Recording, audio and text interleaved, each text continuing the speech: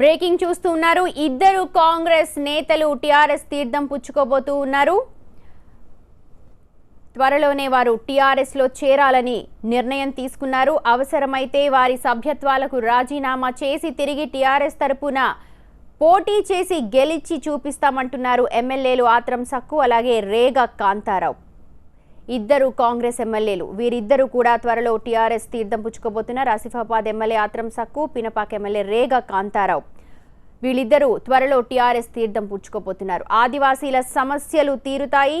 కేసీఆర్ ని కలిశాము, కేసీఆర్ నీడలోనే పనిచేస్తాము. గిరిజన ఆదివాసీలు పోడు గిరిజనుల సాగు భూములకు సాగునీటి సౌకర్యం కల్పిస్తామని చెప్తూ ఉన్నారు ఆత్రం సక్కు అలాగే రేగ కాంతారావు.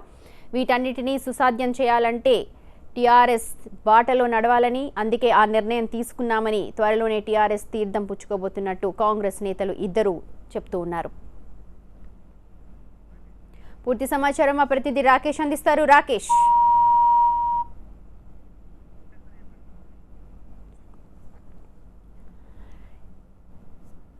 ఇద్దరు కాంగ్రెస్ నేతలు త్వరలోనే టీఆర్ఎస్ తీర్థం పుచ్చుకోబోతున్నారు.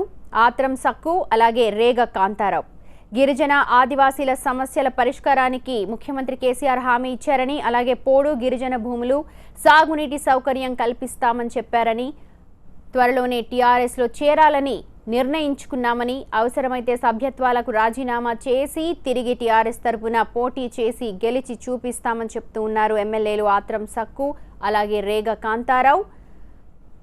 వీరిద్దరు కాంగ్రెస్ నేతలు కూడా మొన్న జరిగిన మీటింగ్కి కూడా ఇద్దరు దురగానాలు జరుగుతూ ఉన్నాయి. తెలంగాణ రాష్ట్రం సాధించిన కేసీఆర్ నాయకత్వంలో ఆదివాసీల సమస్యలు తీరుతాయన్న నమ్మకంతో టీఆర్ఎస్ తీర్థం పుచ్చుకోబోతున్నట్టు ఇద్దరు ఎమ్మెల్యేలు కూడా చెప్తూ ఉన్నారు.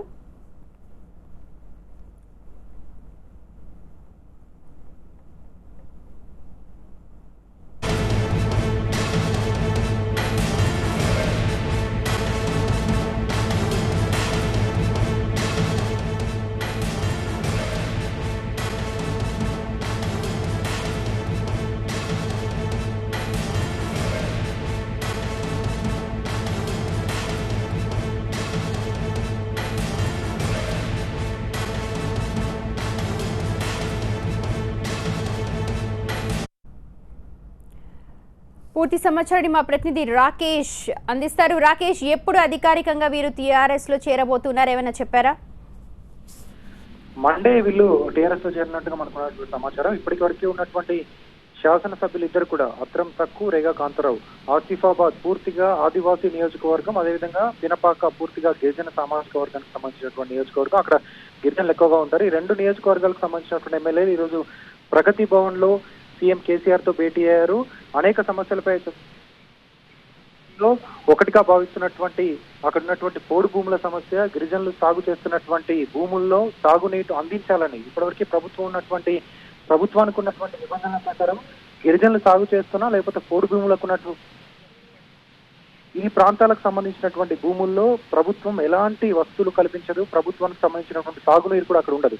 కానీ సీఎం కేసీఆర్ స్పష్టంగా హామీ ఇచ్చారు, గిరిజనులు ఆదివాసులు సాగు చేస్తున్నటువంటి భూముల్లో ప్రభుత్వం ఏర్పాటు చేస్తున్నటువంటి అనేక ప్రాజెక్టులకు సంబంధించినటువంటి సాగునీరు అక్కడికి వెళ్లేలాగా కృషి చేస్తామంటూ స్పష్టమైన హామీ ఇచ్చారు. అదేవిధంగా గిరిజన ప్రాంతాలకు ఆదివాసీ ప్రాంతాలకు రహదారుల నిర్మాణం, విద్య, వైద్యం, ఉద్యోగ ఉపాధి అవకాశాలతో పాటు అనేక సౌకర్యాలు కల్పించి వాళ్ళను కూడా మైదాన భూమికి సమానమైనటువంటి భాగస్వాములుగా తీర్చిదిద్దామంటూ ముఖ్యమంత్రి హామీ ఇచ్చారంటూ వాళ్ళు చెప్పడం జరిగింది. క్లియర్ కట్ గా వాళ్ళొక సమాచారం మాత్రం ప్రెస్ మీట్ రూపంలో, ప్రెస్ నోట్ రూపంలో విడుదల చేయడం జరిగింది. త్వరలోనే కేసీఆర్ నాయకత్వంలో మేము పనిచేయబోతున్నాం, టీఆర్ఎస్ లో చేరబోతున్నాం, అవసరమైతే రాజీనామా చేసి మళ్ళీ టీఆర్ఎస్ తరఫున పోటీ చేయడానికి కూడా మేము సిద్ధంగా ఉన్నామంటూ చెప్పడం జరిగింది. అలాగే పినపాక ఎమ్మెల్యే ఇద్దరు త్వరలోనే టీఆర్ఎస్ తీర్థం పుచ్చుకోబోతున్నట్లు చెప్తూ ఉన్నారు.